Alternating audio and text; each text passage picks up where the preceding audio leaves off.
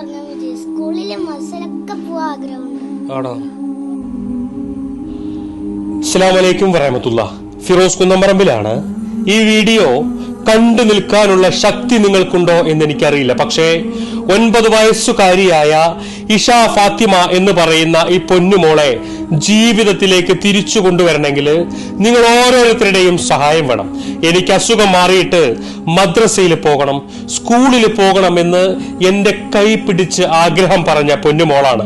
ഇന്ന് ഈ ഒരു അവസ്ഥയില് ചെന്നൈ അപ്പോളോ ഹോസ്പിറ്റലിന്റെ വെന്റിലേറ്ററിൽ കിടക്കുമ്പോൾ ഹൈപ്പർ IgE സിൻഡ്രം എന്ന മാരകമായ ക്യാൻസർ ബാധിച്ച് മജ്ജ മാറ്റിവെച്ചിട്ടും രക്ഷയില്ലാതെ അതീവ ഗുരുതരമായിട്ട് ആ കുഞ്ഞിങ്ങനെ കിടക്കും. ഇനി ചികിത്സ വേണമെങ്കിൽ 15 ലക്ഷം രൂപ കൂടി കണ്ടെത്തേണ്ട ഒരു സാഹചര്യത്തില് ഈ വീഡിയോ